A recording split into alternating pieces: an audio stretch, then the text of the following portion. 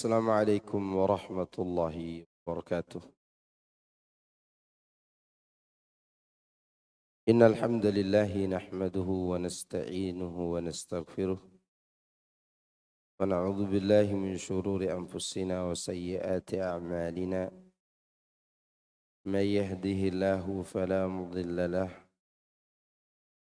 ومن يضلل فلا هادي له، وأشهد أن لا إله إلا الله وحده لا شريك له، وأشهد أن محمدا عبده ورسوله صلى الله عليه وعلى آله وصحبه أجمعين وسلم تسليما كثيرا. أما بعد، يا أيها الذين آمنوا اتقوا الله حق تقاته ولا تموتن إلا وأنتم مسلمون، فإن أصدق الحديث كتاب الله، وخير الهدي هدي محمد صلى الله عليه وسلم، وشر الأمور محدثاتها، فإن كل محدثة بدعة وكل بدعة ضلالة وكل ضلالة في النار. Jemaah sekalian rahimani Allah wa iyyakum. Alhamdulillah, di pagi menjelang siang ini kita bertemu kembali dalam kajian rutin, yaitu kajian tadabbur Al-Quran yang diambil dari kitab tafsir Ibnu Katsir rahimahullah ta'ala. Sekarang kita masuki ayat 33.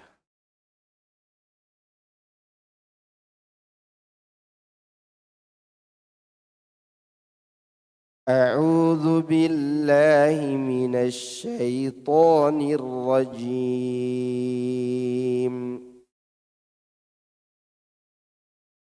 كذبت قوم لوط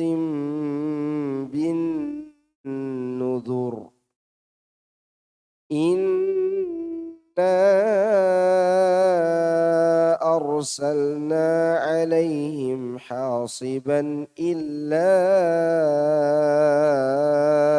آل لوط نجيناهم بسحر نعمة من عندنا كذلك نجزي من شكر ولقد أنذرهم بطشتنا فتماروا بالنذر ولقد راودوه عن ضيفه فطمسنا أعينهم فذوقوا عذابي ونذر ولقد صبحهم بكرة عذاب مستكر فذوقوا عذابي ونذر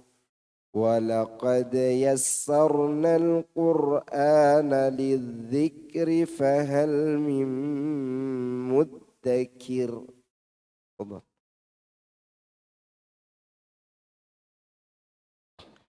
Kaum Lut pun telah mendustakan ancaman-ancaman Nabi mereka.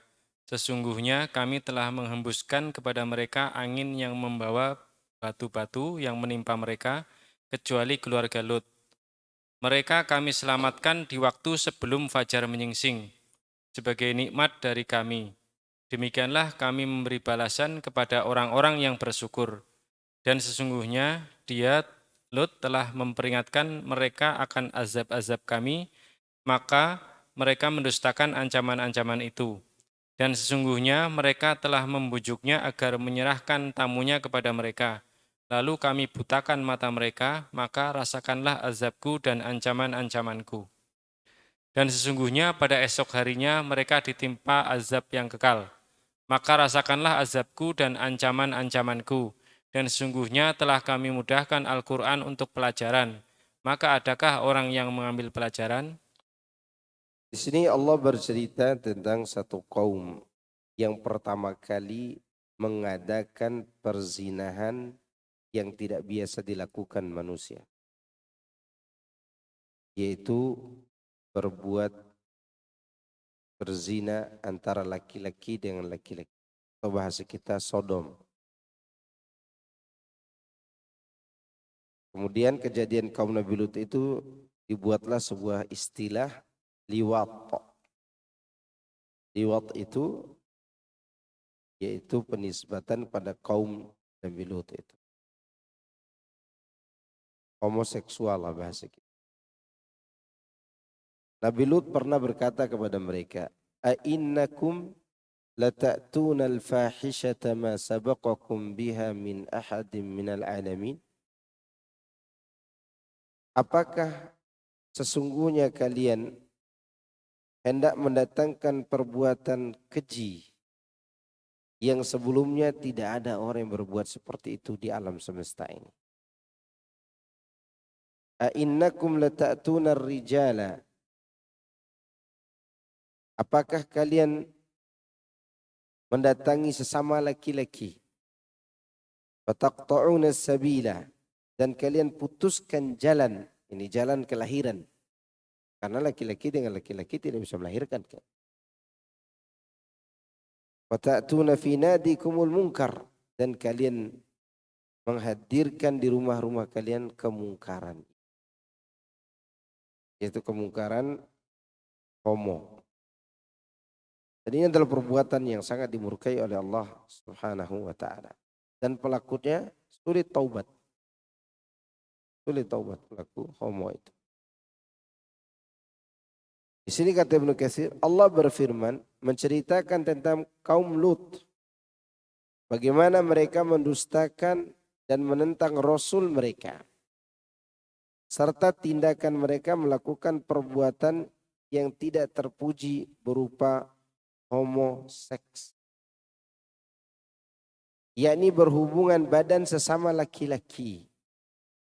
Itu adalah perbuatan keji yang belum pernah dilakukan oleh seorang pun sebelum mereka.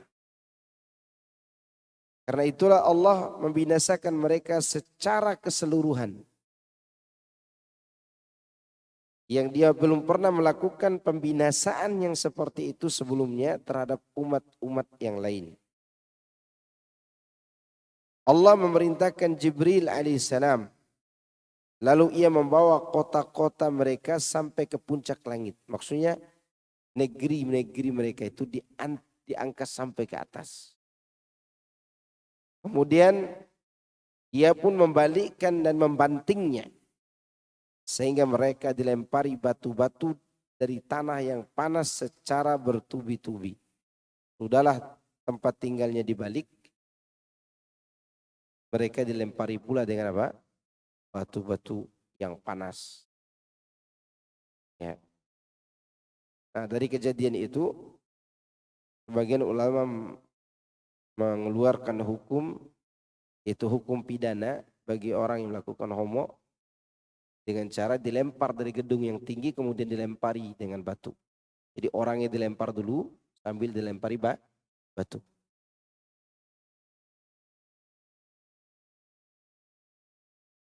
Karena saking buruknya perbuatan itu. Oleh karena itu, di sini Allah berfirman, "Inna arsalna 'alaihim hasiba illa ala Lut najainahum bisahar." Sesungguhnya kami telah menghembuskan kepada mereka angin yang membawa batu-batu kecuali keluarga Nabi Lut. Mereka kami selamatkan di waktu sebelum fajar menyingsing. Kejadian itu membuat Nabi Ibrahim khawatir waktu itu. Ya. Walamma ja'at rusuluna Ibrahim qalu bil busyra qalu inna munzilu ala hadhihi al qaryati rijzan minas sama'. Walamma ja'at rusuluna Ibrahim bil busyra qalu inna muhliku ahli hadhihi al qaryah inna ahlaha kanu zalimin qala inna fiha luta qalu nahnu a'lamu bima fiha lanunajjiyannahu wa ahlahu illa imra'atahu kanat minal ghabirin. Kata Allah Subhanahu wa taala menceritakan tentang kekhawatiran Nabi Ibrahim atas keluarga Nabi Lut. Tatkala para malaikat yang datang kepada Nabi Ibrahim yang membawa kabar gembira itu, ya, mereka berkata kepada Nabi Ibrahim, sungguhnya kami akan menghancurkan negeri ini, yaitu negerinya kaum Lut. Kemudian Nabi Ibrahim mengatakan, sesungguhnya di dalamnya ada Lut. Para malaikat menjawab, kami tahu siapa yang ada di dalamnya. Kami akan menyelamatkan Lut dan keluarganya kecuali istrinya.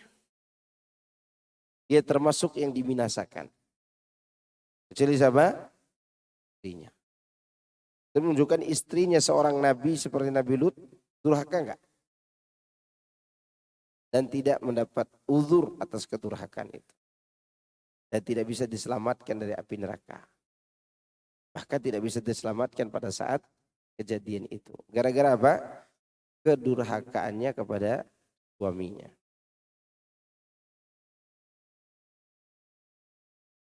Maka disitulah Allah mengirimkan angin yang begitu kencang yang membawa batu itu. Yang mengenai semua orang kecuali Lut dan keluarganya.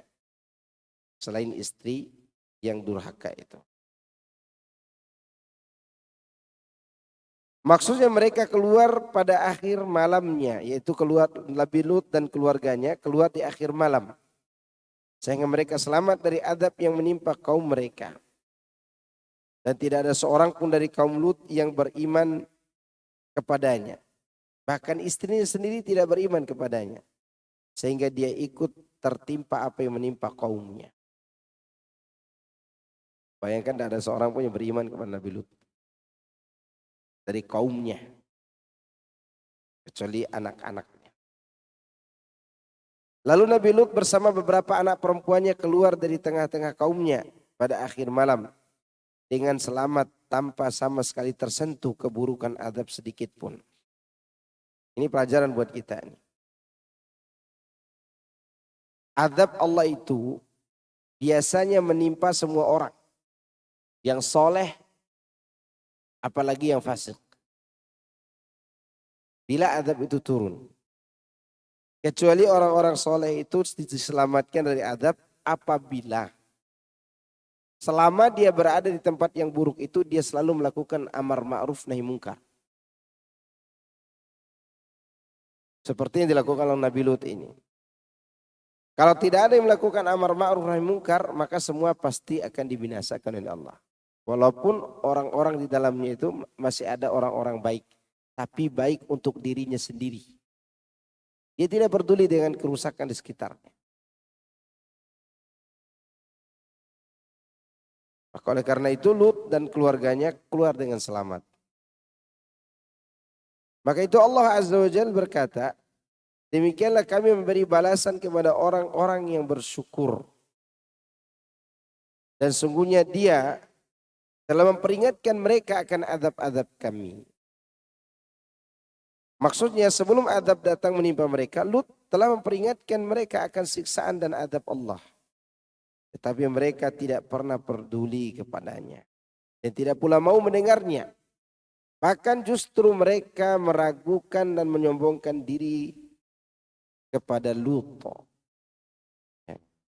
Sebagaimana mereka mengatakan, "Fama kana jawaba qaumihi illa an qalu tina bi'adzabillahi in kunta minas shadiqin." Hei Lut, datangkan azab Allah itu kalau benar kau orang yang jujur.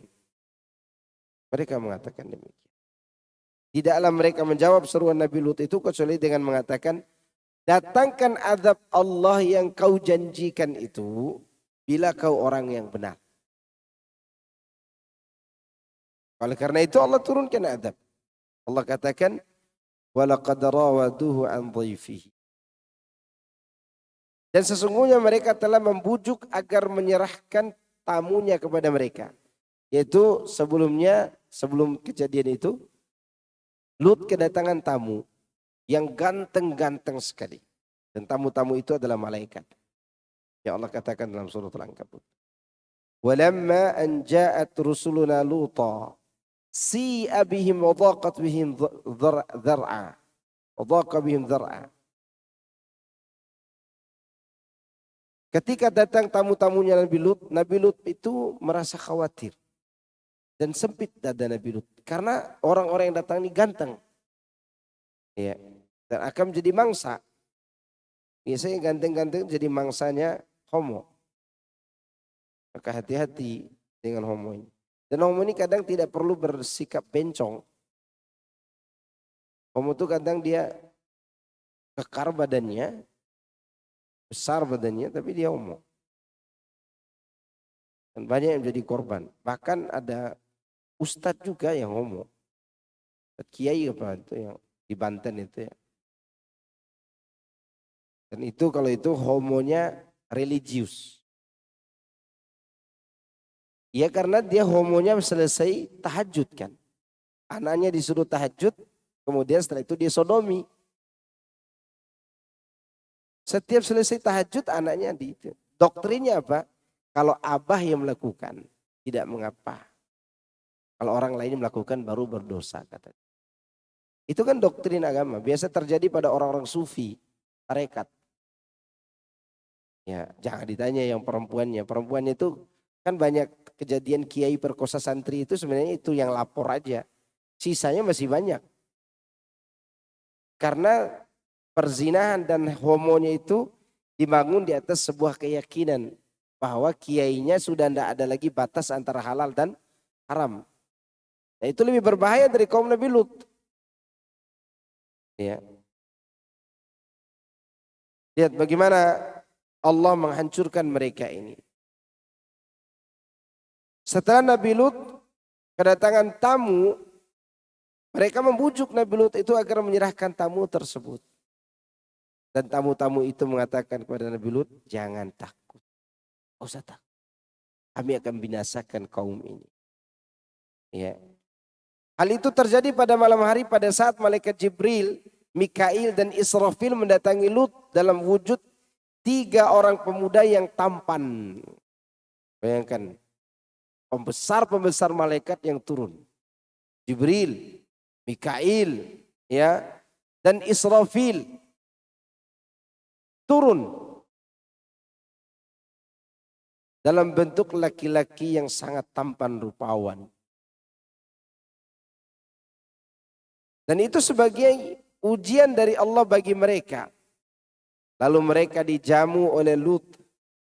Namun istri yang sudah tua renta mengirim pesan buruk kepada kaumnya. Dia memberitahu mereka tentang tamu-tamu Nabi Lut.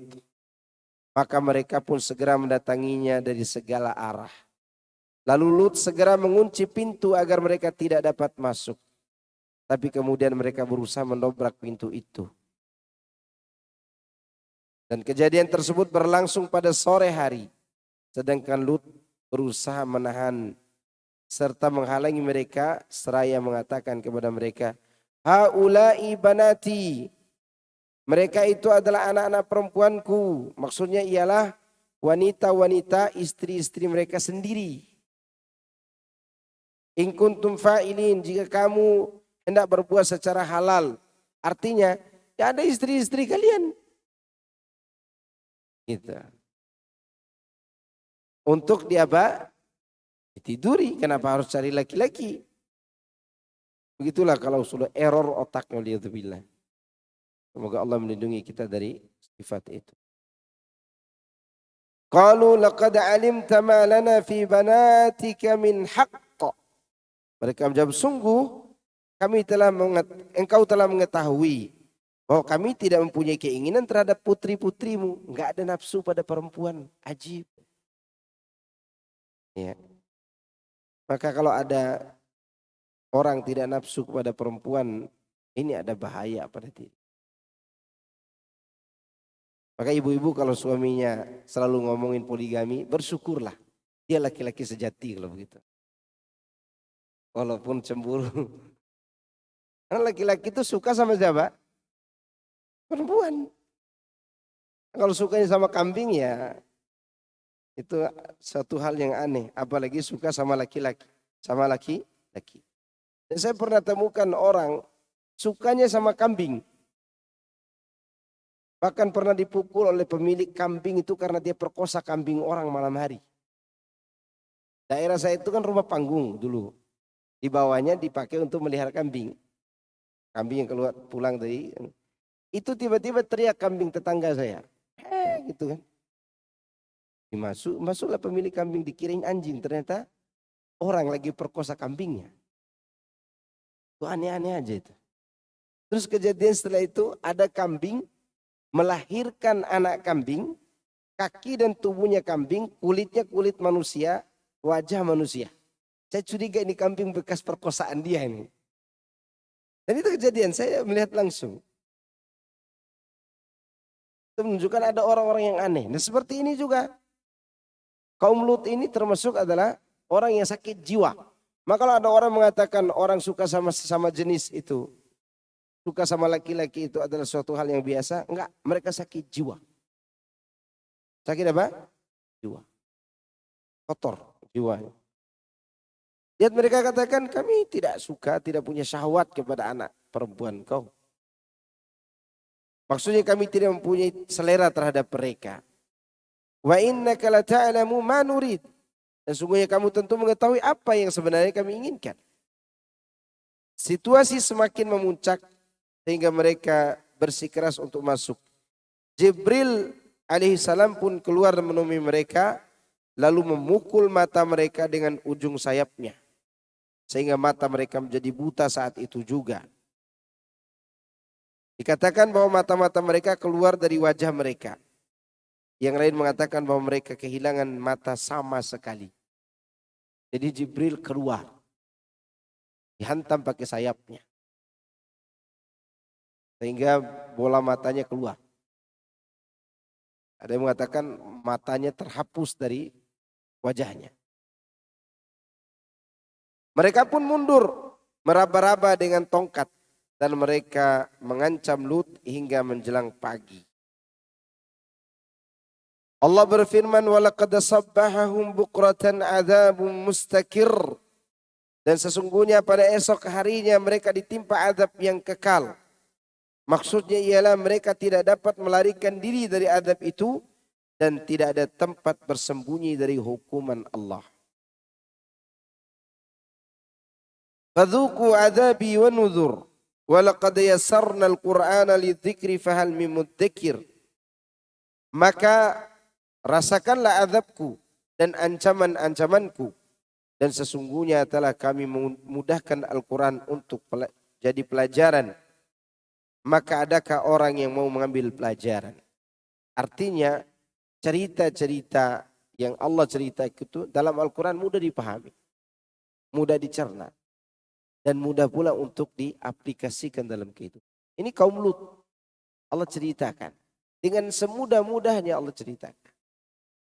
Bahwa mereka itu melakukan homo. Efek dari homo itu mereka dibutakan matanya oleh Jibril. Atas izin Allah. Dan mereka dihancurkan sehancur-hancurnya. Tidak ada yang tersisa. Kecuali Lut dan putri-putrinya. Kan istrinya ikut diadab oleh Allah subhanahu wa ta'ala. Kemudian ayat selanjutnya. Ayat 41. أعوذ بالله من الشيطان الرجيم ولقد جاء آل فرعون النذر كذبوا بآياتنا كلها فأخذناهم أخذ عزيز مقتدر أكفاركم خير من أولئكم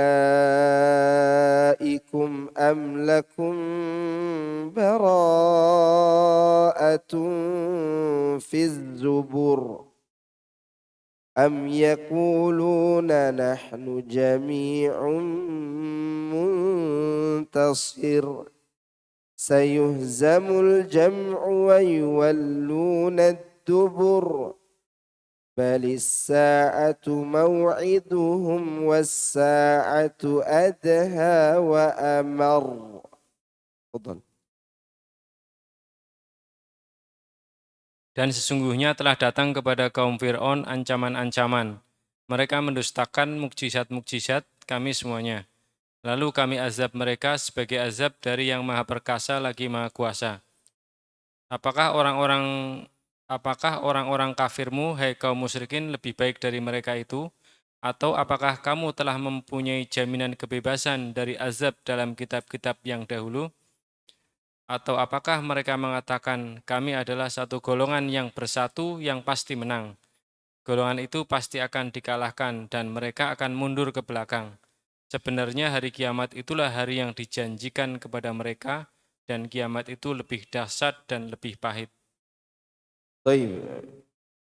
Allah berfirman menceritakan tentang Fir'aun beserta bala tentaranya, di mana mereka telah didatangi oleh Rasul Allah Musa alaihissalam dan saudaranya yaitu Harun alaihi wassalam, yang mereka membawa kabar gembira kalau mereka mau beriman, yang membenci peringatan jika mereka kafir, yang menyampaikan peringatan jika mereka itu kafir. Dan di tangan keduanya terdapat mukjizat besar dan tanda-tanda akan kekuasaan yang beraneka ragam. Dan mereka mendustakan semua itu sehingga Allah Subhanahu wa taala menjatuhkan hukuman kepada mereka dengan hukuman dari raja yang maha perkasa lagi maha kuasa. Maksudnya Allah membinasakan mereka semua sehingga tidak ada seorang pun yang tersisa. Tidak ada dari sosok, tidak ada diri atau sosok maupun bekas jejak mereka, yakni Fir'aun dan bala tentaranya. Nah, ini kebalikan dari kaum Nabi Lut dan Nabi Nuh. Afwan. Kebalikan dari istri Nabi Lut dan Nabi Nuh. Fir'aun memiliki istri muslimah, mukminah. Ya. Allah menyelamatkannya dengan cara diwafatkan. Karena ujiannya begitu berat. Dia mengatakan, Rabbi benili indaka baitan fil jannah. Wa najjini min fir'aun wa amalihi. Wa najjini minal qawmi zalimin. Istri Fir'aun itu berkata, Ya Allah, bangunkan bagiku rumah di sisimu di surga. Dia minta tempat di sisi Allah. Di mana? Di surga. Selamatkanlah aku dari Fir'aun dan juga perbuatannya, dan selamatkanlah aku dari orang-orang zalim. Bagaimana cara Allah menyelamatkannya? Diwafatkan dalam keadaan beriman. Ya. Jadi terkadang Allah Subhanahu wa taala menyelamatkan seorang dengan cara diwafatkan agar tidak terjebak agamanya, agar tidak rusak apa? Agamanya. Karena ujiannya begitu berat waktu.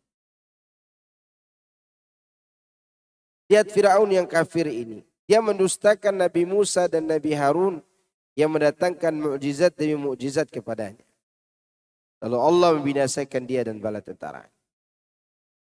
Ada yang menarik dari Fir'aun ini.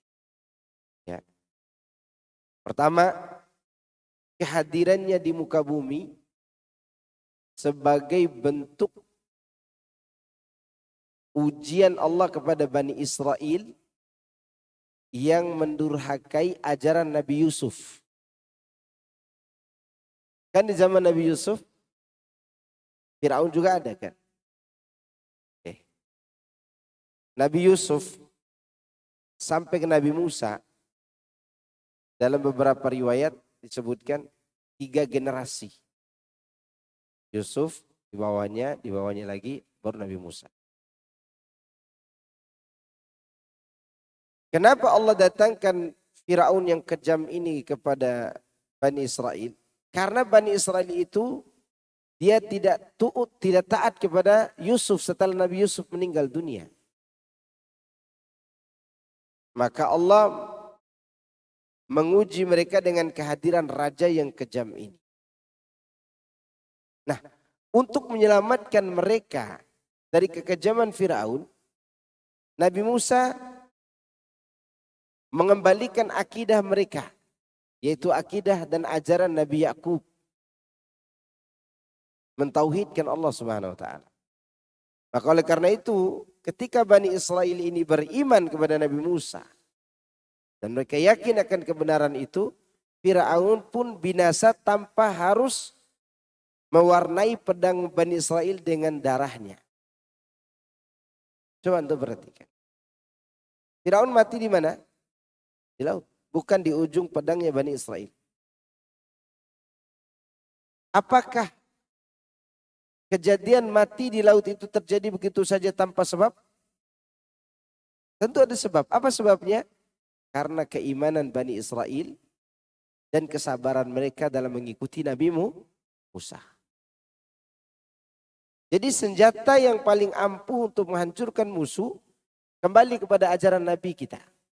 Kalau dulu Bani Israel kembali kepada ajaran Nabi Musa. Kalau kita kembali kepada ajaran siapa? Rasulullah SAW. Ya. Demikian cara menghancurkan musuh ketika kita lemah secara fisik dan finansial. Dan Bani Israel berhasil menghancurkan Firaun. Kemudian yang menarik yang kedua,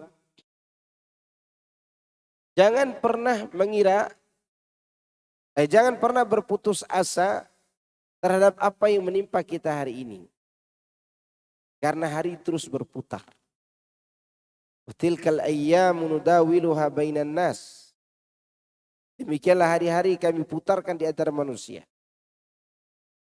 Contohnya, ada yang menyangka raja yang begitu kejam, raja yang begitu besar kekuasaannya, mati dihabisi oleh Allah dengan sebab anak yang dia besarkan di istananya. Siapa? Nabi Musa. Anak yang dipungut oleh istri. Demikian cara Allah menghancurkan Firaun. Kemudian yang ketiga, yang menarik dari Firaun ini, dia ikut serta dalam pengejaran Bani Israel dan Nabi Musa itu. Apa butuh dia ikut? Enggak butuh dia ikut. Dia raja. Dia tinggal ngomong kepada panglimanya, kejar Firaun, kejar Musa dan kaumnya, hidup atau mati, bawa ke sini kepalanya. Dia tinggal duduk dan tidur aja di tempat yang empuk. Tapi dia ikut serta. Kenapa? Apa sebabnya? Emosi itu menutup kecerdasan. Yang menarik dari pengerjaan ini adalah emosinya, amarahnya Firaun menutup akalnya. Sehingga sesuatu yang dia tidak perlu ikut, dia ikut juga. Enggak perlu dia ikut, tapi dia terlalu emosi pada Musa dan kaumnya. Maka dari situ kita mengambil pelajaran, orang kalau terlalu emosi, turun kecerdasannya sekaligus turun imunnya. Dan saya pernah tanyakan itu kepada seorang dokter, kata dokter iya, betul. Karena emosi itu menghancurkan diri kita. Seperti seekor ular piton yang menyenggol gergaji. Lalu karena dia marah kepada gergaji itu, dia lilit gergajinya. Semakin sakit dia semakin lilit. Semakin sakit semakin lilit. Mati enggak dia? Mati. Demikian orang marah. Seperti inilah binasa Firaun. Bahkan ini yang menarik dari pengejaran itu. Dia mati. Dan Allah tidak perlu menodai pedangnya Nabi Musa dengan darah Firaun. Tetapi Firaun mati dan bala tentaranya itu dengan sebab keimanan dan keyakinan Bani Israel. Ya. Dari kejadian itu Ibnu Taimiyah mengatakan fabis sabri wal yakin tunanul imamatu fid din. Dengan sabar dan yakin kepemimpinan akan diraih dalam agama. Selanjutnya Allah berfirman, "Akuffarukum, apakah orang-orang kafir kalian, yakni wahai orang-orang yang meragukan dari kalangan kaum kafir Quraisy. Di sini perbandingan dari Allah. Khairum min ulaikum, lebih baik daripada mereka. Ini orang-orang yang telah disebutkan pada ayat sebelumnya dari kaum-kaum yang telah dibinasakan disebabkan pendustaan mereka terhadap para rasul dan kekufuran mereka terhadap kitab-kitab. Apakah kalian itu lebih baik dibanding mereka? Baik secara fisik, secara kekayaan, secara ketampanan. Apakah kalian, wahai orang-orang Quraisy, lebih baik daripada orang-orang yang telah kami binasakan? Kaum Ad, kaum Samud, kaum Judais, kaum Imlaq memiliki fisik raksasa. Besar fisiknya. Dan mereka memiliki kecerdasan. Bisa mengukir gunung menjadi gedung. Memiliki keturunan yang banyak dan anak-anak yang besar. Tetapi mereka dibinasakan. Karena durhaka mereka. Nah, kalau kalian durhaka juga, apa kalian lebih baik daripada orang-orang itu? Artinya kami lebih gampang menghabisi kalian.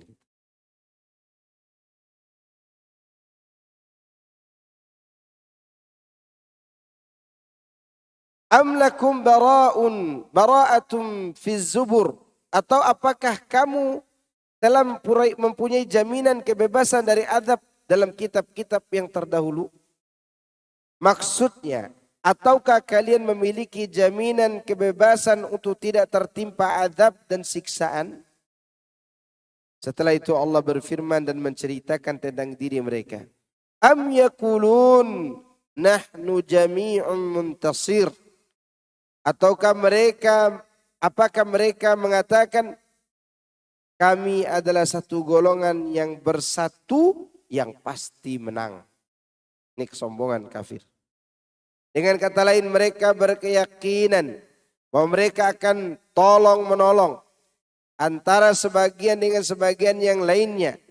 Dan bahwasannya kesatuan mereka sudah memadai untuk menolak pihak yang akan berbuat jahat terhadap diri mereka. Allah berfirman, sayuhzamul jam'u wa yuwalluna ad-dubur. Golongan itu pasti akan dikalahkan dan mereka akan mundur ke belakang. Artinya kesatuan mereka terpecah-pecah dan mereka pun kalah. Dan ini sudah dibuktikan saat perang apa? Perang apa? Mereka bersekutu banyak.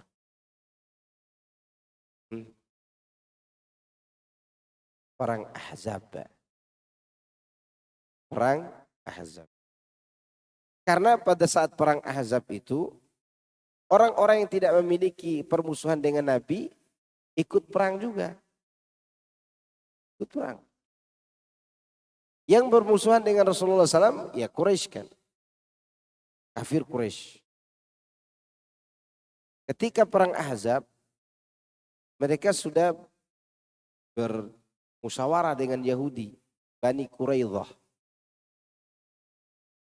Di mana Bani Quraidah berada di bawah, ya, sebelah utara kalau salah. Kemudian kafir Quraisy berada di atas, itu dekat Khandaq, dekat parit yang dibangun itu, dibuat itu. Nah, ada satu kaum kabilah besar yang memiliki kabilah-kabilah juga di bawah, yaitu Bani Ghatafan. Dengan beberapa kabilah-kabilahnya, jumlah mereka ini lebih banyak daripada musuh yang sebenarnya. Jumlahnya 6.000. Sedangkan orang Quraisy cuma 4.000. Dan pasukan kaum muslimin yang terhitung sebagai pasukan yang berperang hanya 3.000. Sisanya ibu-ibu dan anak-anak dan orang-orang lemah. Jumlah musuh dari kalangan Quraisy dan Bani Ghatafan itu kalau digabungkan berapa? 10.000. 10.000 pasukan. Tidak seimbang, 3 lawan 1, bahkan lebih dari 3 lawan 1. Di bawah ada Bani Quraidah yang berkhianat, yang siap menghabisi anak-anak dan ibu-ibu yang tidak ada yang menjaganya di rumah-rumah mereka. Tapi sebagaimana Allah katakan ini, sayuhzamul jam'u wa yuwalluna dubur. Contoh yang sesuai betul-betul sesuai dengan ayat ini dengan perang akhir. Di waktu perang Khandaq itu, ikhwan, Yahudi ini mengirim intelijen, bahasa kita intelijen aja ya, supaya lebih keren sedikit. Dikirimlah ke Madinah. Mereka sudah tahu bahwa tidak ada laki-laki yang menjaga Madinah. Hanya satu orang, saya lupa namanya. Ibu-ibu berada di atas rumah mereka berjaga-jaga di atas atap rumah mereka, kan rumahnya ada atapnya di atas dan bisa ditempati. Berjaga di atas. Masuk intelijennya si Yahudi ini memantau ada pasukan menjaga atau tidak. Kalau ada mereka tidak berani serang. Itu Yahudi itu tidak berani menyerang langsung. Tapi kalau tidak ada, mereka akan habisi anak-anak dan wanita itu. Begitu intelijen ini masuk, Sofia binti Abdul Muttalib. Tahu kan Sofia? Ya. Bibi siapa? Bibi Rasulullah SAW. Mengatakan kepada salah seorang laki-laki yang diamanahkan untuk menjaga mereka, serang dia. Gak berani. Gak berani dia.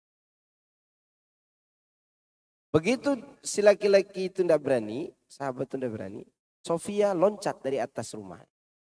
Ibu-ibu kalau lagi ganas begitu.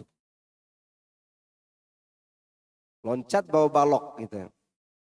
Dia tidak bawa pedang, bawa balok. Dia pukul tengkuknya. Mati itu intelijennya. Gara-gara kejadian itu, si Yahudi yang mau menyerang dari belakang mengira, oh Madinah masih dijaga oleh pasukan kaum muslim. Padahal siapa yang membunuhnya? Emak-emak yang membunuhnya. Makanya kejadian Sofia membunuh Yahudi itu, para ulama mengatakan anaknya Sofia, yaitu Zubair bin Al-Awwam, dia menjadi laki-laki pemberani ikut sifat ibunya. Dari situ ibu-ibu diberitahukan, ini saya sering ulangi untuk ibu-ibu, anak-anak itu seringkali mengikuti karakter siapa? Ibunya. Zubair bin Al-Awwam itu berani karena ibunya berani. Di antara contohnya adalah dia yang menyelamatkan penduduk kota Madinah padahal dia seorang diri. Maka Yahudi yang mau menyerang tadi, ayuwalluna dubur, mereka kembali ke belakang. Padahal mereka udah berjanji akan bersatu kan, mundur mereka. Seandainya intelijen itu hidup waktu itu dan kembali, bisa wanita dan anak-anak dibunuh oleh Yahudi Bani Quraidah. Dari atas pasukan musuh juga kocar-kacir gara-gara ada benteng yang mereka tidak duga-duga. Bentengnya tidak dibangun ke atas, tapi dibangun ke bawah. Namanya parit. Sebut dengan khandak. Dari situlah orang-orang kafir Quraisy itu kenapa tidak tergesa-gesa menyerang kota Madinah waktu itu? Karena dalam pikiran mereka dalam waktu 10 hari atau sebulan ini nggak mungkin kaum muslimin membuat benteng. Emang mudah bikin benteng. Cuman mereka tidak pernah memikirkan kalau benteng itu digali ke bawah. Ketika mereka mendekati kota Madinah setelah sebelumnya mereka berleha-leha, membuat strategi yang bagus, bagaimana apa harus dilakukan dan seterusnya. Dalam kondisi itu Rasulullah SAW dan para sahabat mengambil kesempatan untuk membuat apa? Parit atas usulan siapa? Salman Al-Faris. Bayangkan, peperangannya kaum para sahabat menang. Oke, kejadiannya di bulan apa? Ramadan. Puasa di sana dengan puasa di sini lebih panas mana? Kalau puasa, kalaupun dingin, dinginnya dingin kering kerontang sampai ke kerongkongan. Maka apa yang Allah janjikan, sayuhzamul jam'u wa yuwalluna ad-dubur. Golongan-golongan itu pasti akan dikalahkan dan mereka akan mundur ke belakang. Artinya kesatuan mereka terpecah-pecah dan mereka pun kalah. Imam Bukhari meriwayatkan dari Abdullah bin Abbas radhiyallahu anhuma bahwa Rasulullah sallallahu alaihi wasallam bersabda, yang pada saat itu beliau berada di kemahnya pada peristiwa perang Badar. Anshuduka ahdaka wa wa'daka Allahumma in syi'ta lam tu'bad ba'da al-yawm fil ardi abadan. Aku menagih sumpah dan janjimu ya Allah, jika engkau berkehendak menghancurkan pasukan muslim ini, niscaya setelah hari ini engkau tidak akan diibadahi di muka bumi untuk selama-lamanya. Lalu Abu Bakar memegang tangan beliau seraya berkata, cukup ya Rasulullah, engkau telah meminta dengan sangat kepada Rabbmu. Nah pertanyaannya, kenapa Abu Bakar berkata demikian? Itu pertanyaannya. Abu Bakar tiba-tiba mengatakan demikian. Kau telah berdoa dengan sangat semangat dan sangat banyak. Abu Bakar berkata demikian karena Nabi semalam suntuk tidak tidur. Dia mengulangi doa yang satu. Karena malam itu para sahabat tidur semuanya, hujan rintik-rintik. Di pihak musuh hujan lebat, tidak bisa tidur musuh. Di pihak sahabat hujan rintik-rintik. Tahu kan hujan rintik-rintik? Kalau dia bunyi seng begitu, pantal udah ada di samping gini, ada AC sedikit lewat, udah tidur sudah itu. Karena rintik-rintik itu membuat tidur nyenyak. Maka para sahabat pagi harinya punya energi kan, punya tenaga. Kafir tidak. Nah, di malamnya hanya Nabi dan Ali bin Abi Thalib yang tidak tidur.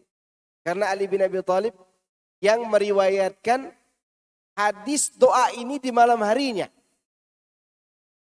Dia memantau keadaan Rasulullah sallallahu alaihi wasallam. Kemudian di pagi harinya beliau angkat tangan setinggi-tingginya dengan doa yang sama. Sampai jatuh selendangnya dan selendangnya itulah dipungut oleh Abu Bakar. Lalu Abu Bakar mengatakan, cukup ya Rasulullah, engkau telah meminta dengan sangat kepada Rabbmu. Itulah kenapa Abu Bakar katakan demikian. Ketika beliau angkat tangan, di waktu pagi kan pemalam udah berdoa, paginya pun berdoa lagi. Jatuh selendangnya beliau angkat. Dan dari kejadian itu disimpulkan juga satu hukum tentang keutamaan mengulang-ulangi satu hajat kepada Allah. Jadi ada satu hajat kita ulang-ulangi terus dalam doa kita. Apalah yang antum mau doakan, antum ulang-ulangi. Dan itu sangat disukai oleh Allah. Para ulama mengatakan innallaha yuhibbul mulihina fid du'a. Allah mencintai, menyukai orang-orang yang suka mengulang-ulangi isi rintihan doanya. Dan boleh mendesak doa. Doa itu boleh mendesak. Boleh. Yang tidak boleh itu tergesa-gesa. Mendesak dengan tergesa-gesa menurut istilah Nabi dua hal yang berbeda. Tergesa-gesa berdoa ya Allah tidak dikabulkan berhenti berdoa. Ini tergesa-gesa namanya. Mendesak boleh ya Allah jika engkau tidak berikan aku begini aku bisa binasa ya Allah. Boleh. Dan itu sering kita baca dalam Al-Quran doa-doa seperti itu. Wa illam taghfir lana wa tarhamna lanakunanna minal khasirin. Itu mendesak namanya. 3 orang yang terperangkap dalam gua mendesak juga gak? Mendesak. Ya Allah jika dulu aku berbakti sama orang tuaku karena engkau tolong buka batu ini. Nah ini mendesak namanya. Nah ini juga Rasulullah mendesak. Di mana dia katakan kepada Allah, anshuduka ahdaka wa wa'daka. Allahumma in syi'ta lam tu'bad ba'dal yawm fil ardi abada. Ini mendesak namanya. Dan itu boleh. Ya. Maka ketika beliau berdoa demikian, beliau pun keluar sambil melompat dengan baju besinya seraya membaca firman Allah, sayuhzamul jam'u wa yuwalluna dubur. Balis sa'atu maw'iduhum was sa'atu adha wa amar. Golongan itu pasti akan dikalahkan dan mereka akan mundur ke belakang. Sebenarnya hari kiamat itulah hari yang dijanjikan kepada mereka dan kiamat itu lebih dahsyat dan lebih pahit daripada kekalahan ini, maksudnya begitu. Demikianlah hadis yang dinukilkan oleh Imam Bukhari dan An-Nasai di beberapa tempat dari hadis Khalid bin Mihran Al-Hadda radhiyallahu anhum. Ini mengenai janji Allah kepada Rasulullah sallallahu alaihi wasallam dan kaum muslimin untuk selama-lamanya. Musuh itu pasti akan apa? Kalah. Pertanyaannya, kenapa hari ini musuh sulit dikalahkan, bahkan kita semakin mundur ke belakang?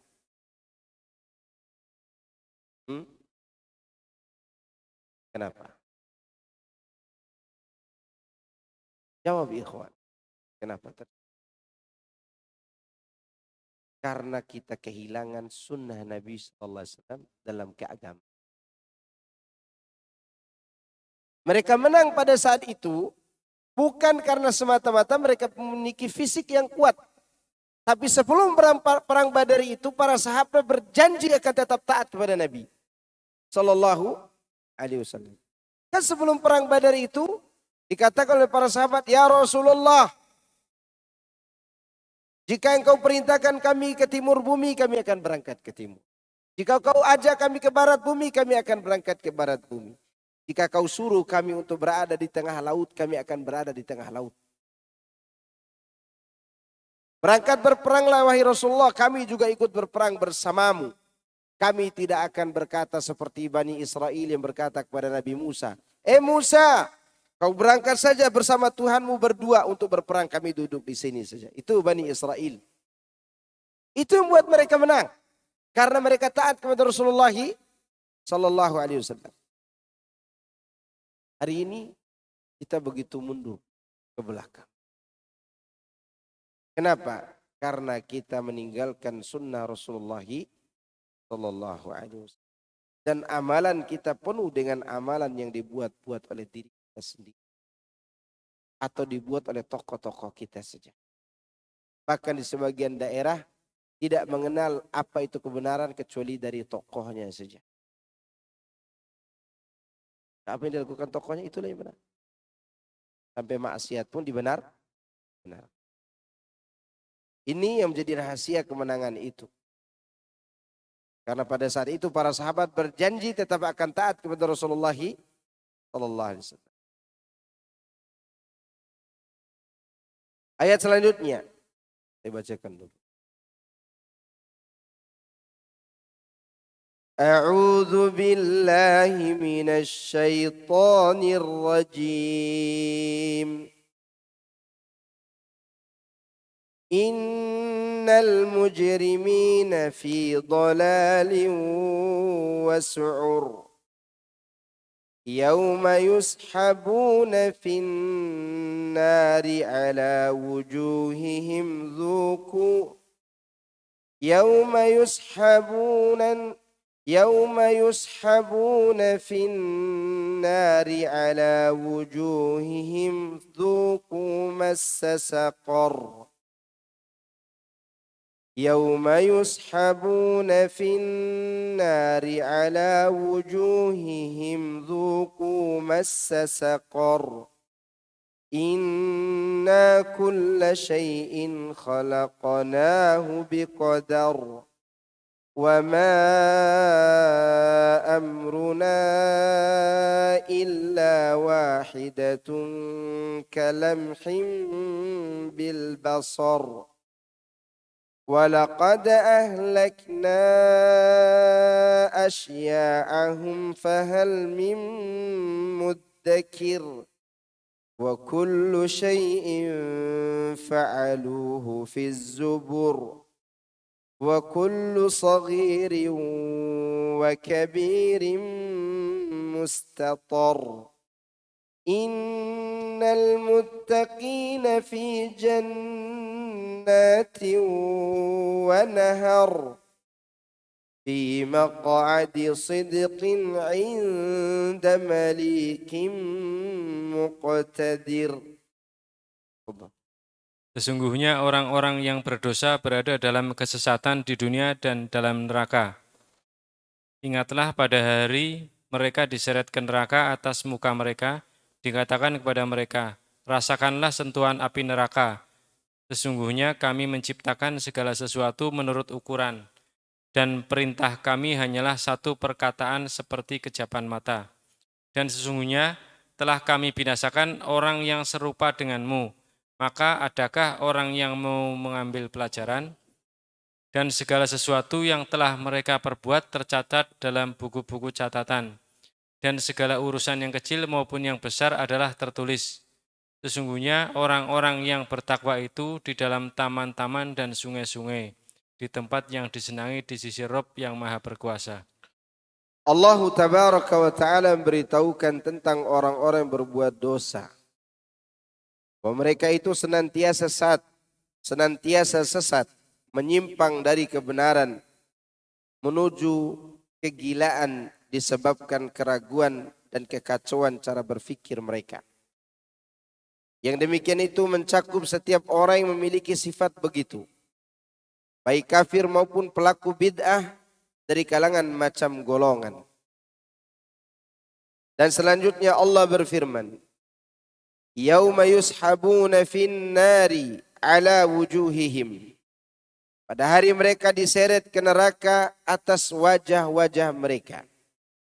Maksudnya sebagaimana mereka berada dalam kegilaan dan keraguan serta dalam kebimbangan, maka api neraka pun akan menjadi harta pusaka bagi mereka. Maksudnya warisan bagi mereka.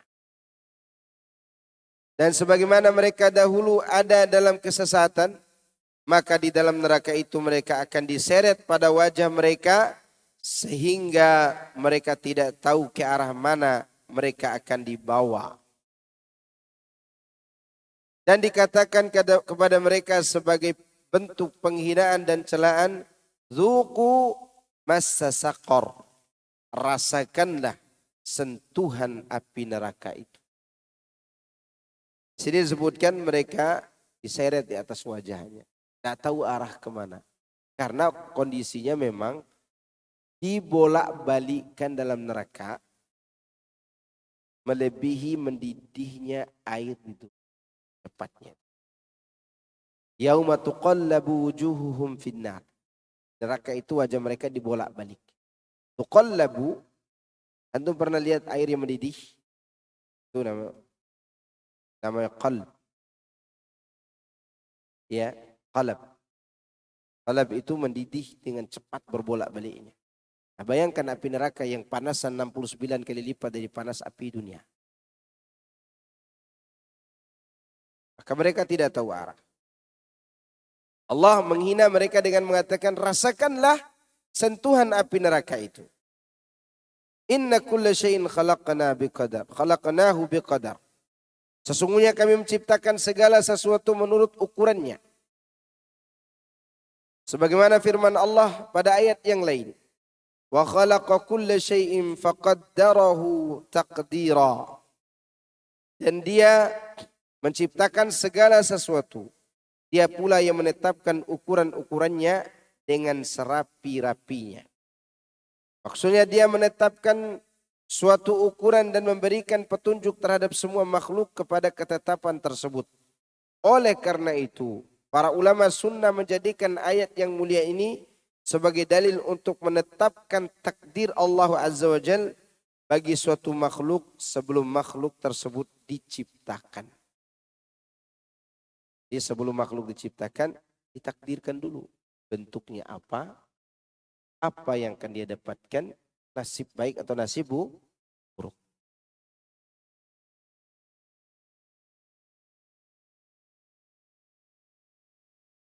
Dan itu merupakan ilmu Allah terhadap segala sesuatu sebelum adanya, serta pencatatan ketentuan setiap makhluknya sebelum semua diciptakannya. Jadi Ilmu Allah itu meliputi apa yang terjadi, yang sedang terjadi, akan terjadi, dan sesuatu yang tidak terjadi, kalau terjadi Allah tahu kejadiannya. Paham yang kalau terjadi? Contoh, orang-orang kafir kalau udah mati minta hidup lagi. Allah sudah tahu kalau mereka dihidupkan lagi akan durhaka lagi. Allah tidak hidupkan. Demikianlah ilmu Allah yang berkaitan dengan takdir ini. Dan takdir Allah itu meliputi 4 hal. Pertama, berkaitan dengan ilmu.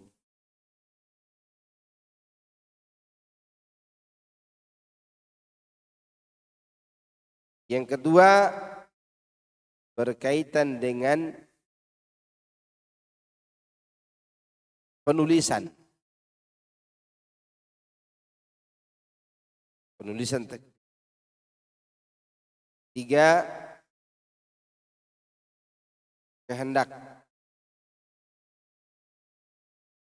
Kehendak Allah. 4, penciptaan.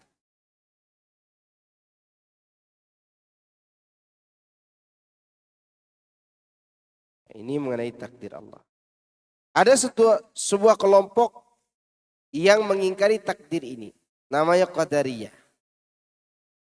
Oleh karena itu para ulama mengkritisi paham Qadariyah yang muncul pada penghujung masa para sahabat dengan menggunakan ayat ini dan nas-nas yang senada. Baik berupa ayat Al-Quran maupun hadis Nabi Sallallahu Alaihi Wasallam. Kami telah membahas masalah ini secara terperinci.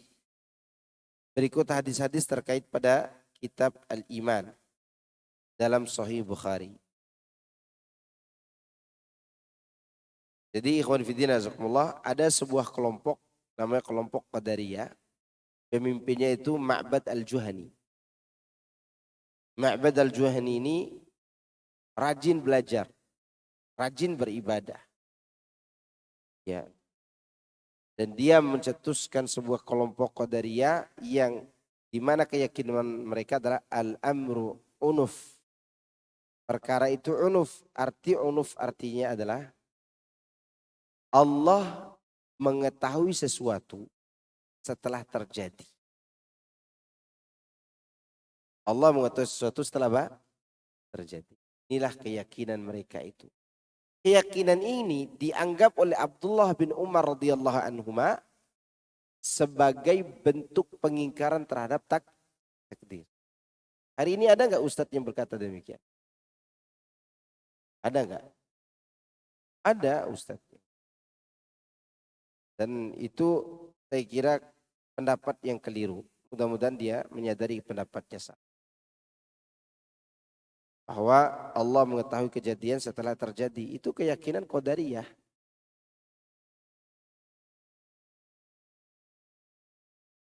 Kemudian Imam Ahmad menukilkan sebuah hadis dari Abu Hurairah. Dia bercerita.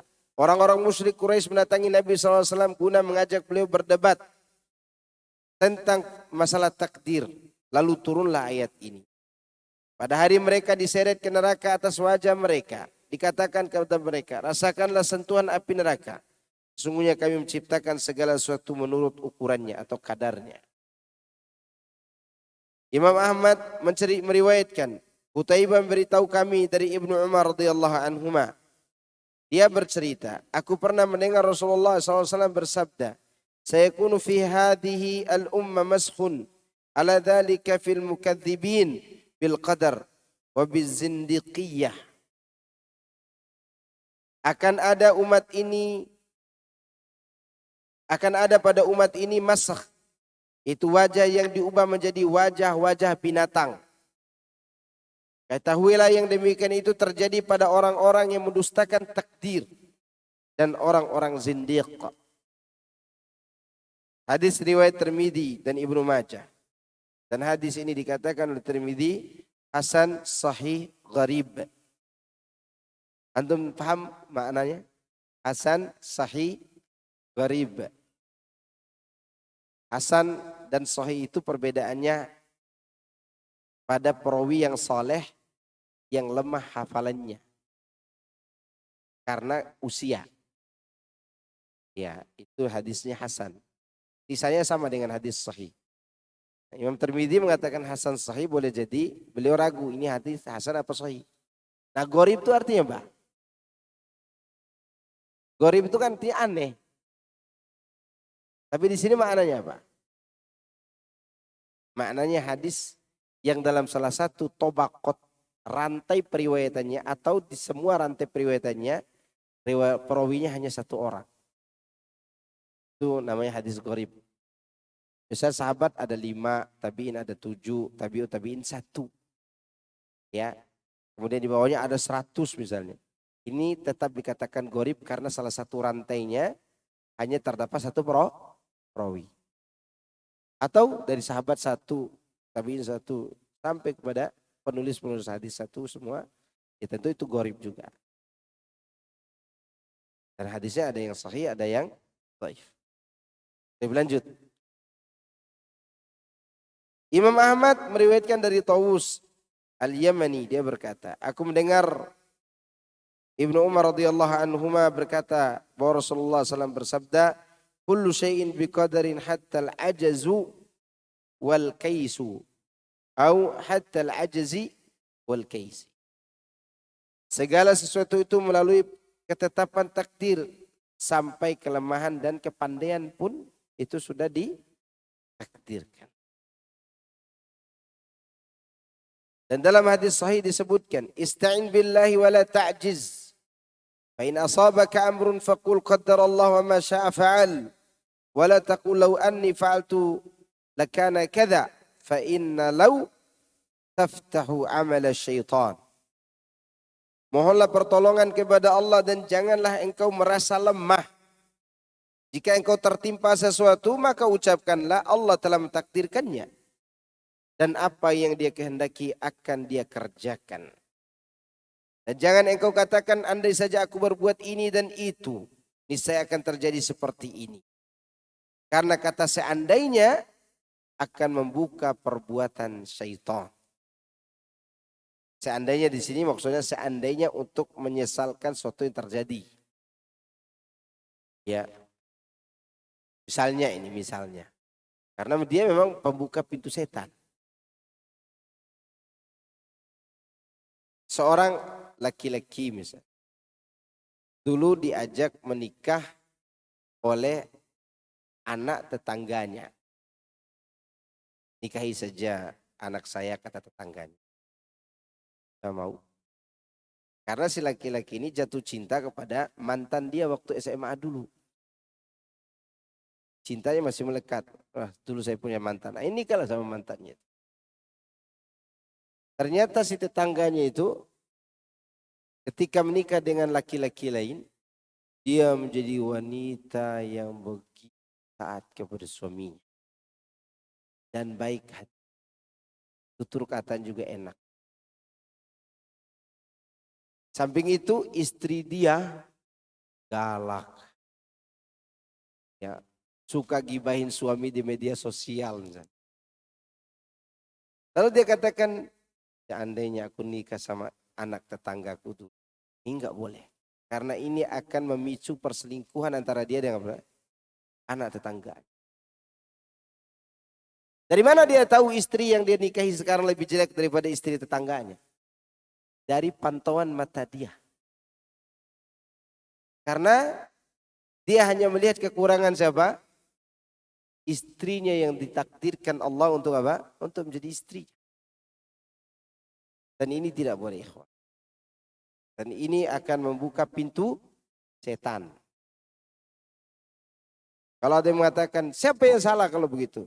Ya salah Anda sendiri, siapa suruh milih yang mantannya. Kan? Tidak usah terlalu banyak disesalkan. Kita katakan, qaddarallah wa ma syaa fa'al. Karena tidak semua yang pahit itu tidak menghadirkan kenikmatan. Dan tidak semua yang manis itu menghadirkan kesehatan. Tidakkah Anda lihat bagaimana orang minum kopi pahit, dia bisa melek ketika dia kajian.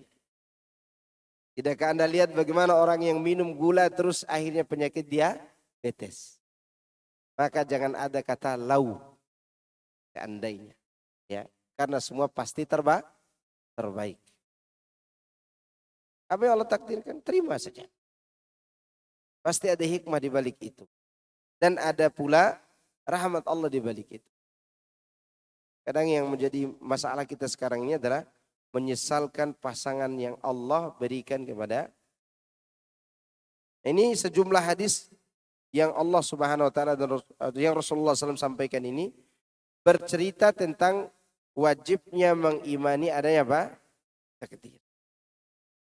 Selanjutnya lihat di halaman 299. Wa ma amruna illa wahidatun kalamhim bil basar. Dan perintah kami hanyalah satu perkataan seperti kejapan mata saja. Yang demikian itu merupakan pemberitahuan keadaan pemberlakuan kehendaknya pada para makhluknya. Sebagaimana dia telah memberitahukan tentang kekuasaannya terhadap mereka. Allah katakan, dan perintah kami hanyalah satu perkataan. Artinya kami hanya cukup mengeluarkan perintah sekali saja. Dan tidak perlu penguatan dengan perintah kedua kalinya. Karena perintah itu akan berlaku pada waktu itu juga laksana kejapan mata. Ia tidak tertangguhkan meski sebentar. Sungguh indah ungkapan seorang penyair. Idza ma aradallahu amran fa innama yaqulu lahu kun qawlan fayakun. Jika Allah menghendaki suatu hal, maka dia hanya mengatakan sekali, jadilah, maka jadilah. Kalau Allah katakan, jadi kamu, ya jadi. Tidak akan meleset. Lantas Allah berfirman, walaqad ahlakna asya'ahum, dan sungguhnya telah kami binasakan orang yang serupa denganmu. Walaqad ahlakna asya'akum, dan sungguh kami telah membinasakan orang yang serupa denganmu. yakni mereka yang serupa dengan kalian dan dengan umat-umat terdahulu sebelum kalian yang mendustakan para rasul. Fahal min mudzakir, maka adakah orang yang mau mengambil pelajaran? Maksudnya adakah orang yang mau mengambil pelajaran dari penghinaan yang Allah timpakan kepada mereka serta adab yang telah ditentukan untuk mereka? Wa kullu syai'in fa'aluhu fi zubur, dan segala sesuatu yang mereka perbuat itu tercatat dalam buku-buku catatan. Maksudnya tertulis di dalam kitab-kitab yang berada di tangan para malaikat. Wa kullu saghirin wa kabir, dan segala urusan yang kecil maupun yang besar mustatar, tertulis. yakni tertulis dan tercatat dalam lembaran-lembaran mereka. Tidak ada satupun yang tertinggal, baik yang kecil maupun yang besar, melainkan telah dihitung. Imam Ahmad meriwayatkan dari Aisyah radhiyallahu anha bahwa Rasulullah SAW berkata, Ya Aisyah, iyyaki wa muhaqqarati adz-dzunub fa inna laha minallahi taliban. Wahai Aisyah, jauhilah olehmu dosa-dosa kecil, karena ia pun akan mendapat tuntutan dari Allah Azza wa Jalla. Ya. Minimal kita malu nanti di hadapan Allah. Ada dosa-dosa yang tidak terhapus dalam catatan, tapi terhapus setelah Allah umumkan, aku ampuni kamu. Saat itu kita tanya oleh Allah, afa'alta dzamba kadza wa kadza, kau lakukan dosa ini dan itu? Ini yang dimaksud ditanya semua dosa itu. Kalau kebaikan kita banyak dan kita terus istiqomah di atas tauhid, maka insya Allah dapat ampunan. Tapi setidaknya kita ditanya. Kata Abu Hurairah ketika datang pertama kali lembaran catatan hamba ini, tidak ada satupun kebaikan di dalamnya, semua keburukan. Tapi begitu Allah Subhanahu wa taala merahasiakan dosa itu dari manusia yang lain, Allah mengumumkan, berkata kepadanya, sungguhnya aku menutupi dosamu dan aku ampuni kamu sekarang. Maka setelah itu dia disuruh membaca ulang catatannya, semua keburukannya baru dihapus. Dihapus setelah itu. lalu dia melihat semua lembarannya penuh dengan kebaikan, dan kebaikan yang memenuhi lembarannya itu adalah istighfarnya. Minta ampun kepada Allah. Hari ini kita sangat butuh kepada istighfar, ya enggak? Baru keluar rumah, lihat ayam tidak berbulu. Baru keluar rumah, lihat ini yang tidak senonoh. Itu semua adalah dosa-dosa yang kita hindari. Tapi karena kita tidak bisa menghindarinya, maka selayaknya kita memperbanyak apa? Tapi nanti kita akan ditanya tentang itu. Seorang penyair mengatakan, ya Afan, diriwayatkan oleh Al-Hafidh Ibnu Asakir rahimahullah dalam terjemahan Sa'id bin Muslim dari sisi yang lain. Kemudian Sa'id berkata, dan aku telah memberitahu hadis itu kepada Amir bin Hisham. Maka dia mengatakan kepadaku, celaka engkau, hai Sa'id bin Muslim. Karena sungguhnya Sulaiman bin Mughirah telah memberitahukan bahwa dia pernah mengerjakan suatu perbuatan dosa, lalu dia meremehkannya dosa tersebut. Kemudian dia pun didatangi seorang dalam tidurnya dan berkata kepadanya, wahai Sulaiman, la tahkiranna minadh dhunubi saghiran, inna saghira gadan ya'udu kabira, inna saghira walau taqadama ahduhu indal ilahi mustatarrun tastatira fazjur hawaka anil batalati la takun صعب القياد وشمرا تشميرا إن المحب إذا أحب إلهه طار الفؤاد وألهم التفكير فاسأل هدايتك الإله بنية فكفى بربك هاديا ونصيرا. Janganlah engkau meremehkan dosa-dosa kecil, karena yang kecil itu akan menjadi besar. Sesungguhnya yang kecil itu meskipun telah lebih dahulu perjanjiannya, maka di sisi Allah ia tertulis secara rinci. Karenanya jauhkanlah hawa nafsumu dari kebatilan. Janganlah kamu susah dikendalikan dan berusahalah sekuat tenaga. Sesungguhnya orang yang cinta jika mencintai Rabbnya, maka hati dan pemikirannya terasa terbang. Karenanya mohonlah petunjuk kepada Rabb dengan niat, dan cukuplah Rabbmu menjadi pemberi petunjuk dan pemberi pertolongan. Selanjutnya di ayat-ayat terakhir Allah katakan, innal muttaqina fi jannati wa nahar. Sungguhnya orang-orang yang bertakwa itu di dalam taman-taman dan sungai-sungai. Yang dimaksud dengan ayat tersebut ialah berbeda dengan apa yang dialami orang-orang yang sengsara, di mana mereka sudah tenggelam dalam kesesatan dan dalam suatu kegilaan, serta mereka pun merangkak pada wajah-wajah mereka di atas api neraka, disertai dengan penghinaan, celaan dan ancaman. Orang-orang mukmin berada di sungai jannah dan juga sungai-sungai. Di maq'adi sidqin, di tempat yang disenangi. Maksudnya adalah negeri kemuliaan, keridhaan, karunia, kemurahan dan juga kebaikan Allah. Inda maliki muqtadir, di sisi Rabb yang berkuasa. Artinya adalah sisi Rabb, Raja yang Maha Agung, pencipta serta penentu segala sesuatu, dan dia penentu apa yang dia kehendaki sesuai dengan tuntutan dan keinginan mereka. Imam Ahmad rahimahullah telah meriwayatkan dari Abdullah bin Amr yang diriwayatkan disampaikan kepada Nabi sallallahu alaihi wasallam bahwasanya beliau pernah bersabda, Al-muqsituna indallahi ala manabira min nur an yaminir rahman wa kilta yadayhi yaminun alladhina ya'diluna fi hukmihim wa ahlihim wa ma walu. Orang-orang yang berbuat adil di sisi Allah pada hari kiamat kelak berada di atas mimbar-mimbar yang terbuat dari cahaya di sebelah kanan Ar-Rahman. Mereka itu adalah orang-orang yang berbuat adil dalam hukum, keluarga, dan segala yang berada di bawah kekuasaan mereka. Ya, jadi mereka ini mendapat mimbar dari apa? Cahaya. Dan ini adalah keutamaan orang-orang yang berada di sisi Allah. Al-Imam Ibnu Taimiyah rahimahullah menghatam Quran dalam penjara Al-Qal'ah sebanyak 81 kali dalam penjara Al-Qal'ah. Dan hataman terakhir setelah, kalau salah hataman ke-82, hanya sampai pada ayat ini.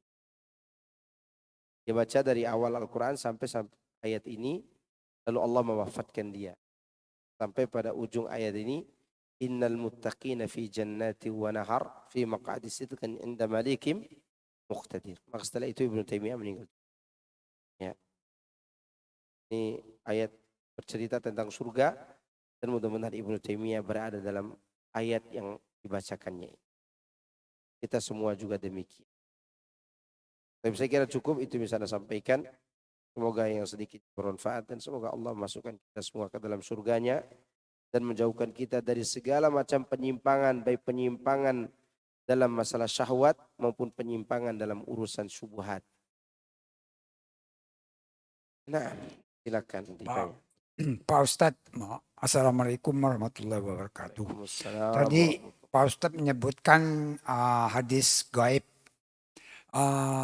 Kita mengamalkan, ada yang diamalkan seperti surat Al-Mulk. Itu disebutkan ada hadisnya gaib. Itu bagaimana? Bahwa kalau kita mengamalkan surat Al-Mulk, kita bebas dari siksa kubur. Nah. Bagaimana menurut Pak Ustadz, bagaimana kita pengamalan yang seperti itu? Terima kasih. Assalamualaikum warahmatullahi wabarakatuh. Adapun mengamalkan secara umum silakan aja baca surat Al-Mulk. Tapi hadis itu sekali lagi diperselisihkan oleh para ulama. Hadis riwayat Abu Dawud. Ya. Hadis itu diperselisih. Nah, kalau kita amalkan suatu keutamaan, maka insya Allah tidak masalah. Tidak masalah mengamalkan itu. Seandainya pun itu hadis baik. Apalagi hadisnya diperselisihkan tentang kesahihan. Sampai hari ini, karena sih masih mengamalkan hadis itu atas dasar riwayat itu. Dan anak anggap itu hadis makbul, hadis yang diterima. Wallahu a'lam. Karena anak masih taklid pada beberapa ahli hadis lainnya dalam menentukan. Assalamualaikum Ustaz. Assalamualaikum. Saya mau nanya, apa saja amalan-amalan terbaik pada malam Lailatul Qadar yang penting bagi wanita itu lebih baik melakukan Lailatul Qadar di rumah atau itikaf di masjid? Kedua-duanya lebih baik. Tapi kalau butuh di rumah, di rumah. Di masjid takut fitnah. Dan apalagi itikafnya wanita itu enggak, seharusnya lebih tertutup dari laki-laki. Masalah kita sekarang ini, itikaf ke masjid itu ngobrol. Antum tahu itikaf yang sebenarnya? Antum datang ke masjid ini, ambil tirai ini untuk bersembunyi sendiri dalam satu ruangan. Di dalam masjid. Di ruangan lagi dalam masjid. Dengan kain-kain yang ada. Dan keluarnya hanya untuk keadaan. Ambil makanan, sholat berjamaah, berarti dia keluar dari tempatnya tadi. Kemudian buang hajat. Atau ada yang keempat, kalau istri datang bawa makanan dan dia takut pulang sendiri, antarkan pulang dulu sampai ke. Tapi hanya antarkan pulang. Tidak boleh mandi. Kalau malam hari. Jadi ini mengenai itikaf. Apa saja yang dilakukan malam itu? Malam Lailatul Qadar, wallahu a'lam, menurut pendapat yang rajih, keutamaan lebih baik daripada 1000 bulan itu diperuntukkan bagi mereka yang sholat malam. Entah tarawih di awal malam, atau tarawih sendiri di rumah, atau tarawih di akhir. Nah, bagi ibu-ibu yang lagi haid kan tidak bisa sholat. Insya Allah kalau niatnya tulus dia pun dapat keutamaan itu. Sebagian ahli ilmu mengatakan seandainya malam itu ada orang yang memilih baca Quran saja, dia dapat pahala Qurannya. tapi tidak dapat pahala baca Quran lebih baik daripada 1000 bulan. Kecuali kalau malam itu dia tahajud, sholat taraweh, lalu diiringi setelah itu dia baca Quran, maka semua amalan dia malam itu dihitung lebih baik daripada 1000 bulan. Berarti amalan Lailatul Qadar itu keutamaannya ada amal pengikat, namanya sholat Lailatul Qadar. Karena hadisnya jelas, man qama Lailatul Qadri imanan wahtisaban ghufira lahu ma taqaddama min dhanbi. Siapa yang mendirikan sholat Lailatul Qadar penuh keimanan dan mengharap pahala, maka dia akan mendapatkan, maka akan diampunkan dosa-dosa yang telah lalu. Kalau kita dapat sholat malam pada malam itu dan kita berdoa, dianjurkan baca doa Allahumma innaka afuwun tuhibbul afwa fa'fu anna. Kalau kita banyak orang, kalau sendiri fa'fu anni, itu doa. Kemudian amalan-amalan yang lainnya, ya, seperti sodako atau yang mana lebih utama, itikaf di rumah atau di masjid? Ibu-ibu lebih utama di rumah, bapak-bapak lebih utama di masjid. Tapi kalau bapak-bapak tidak bisa itikaf karena memberikan nafkah kepada anak istri, maka tidak masalah dia datang malam hari saja di masjid, agar dia tidak ketinggalan sholat malam. Boleh setiap malam datang. Tapi tidak seutama orang-orang yang itikaf dengan sebenarnya. Karena sejatinya orang itikaf 10 hari itu keluar dari masjid, maka dia akan betul-betul takwa kepada Allah dan memiliki hati yang bening. Karena itikaf itu tidak boleh ada yang lain kecuali dia dan Allah dalam itu ritual ibadahnya. Kalau dia capek baca Quran, tidur. Dia zikir, tidur. Dan tidak boleh dia ngobrol-ngobrol dengan yang lain. Kita enggak, orang lain tidak ada. Tapi di depan ada laptop, ada HP. Jualan pula di masjid. Berdosa kita.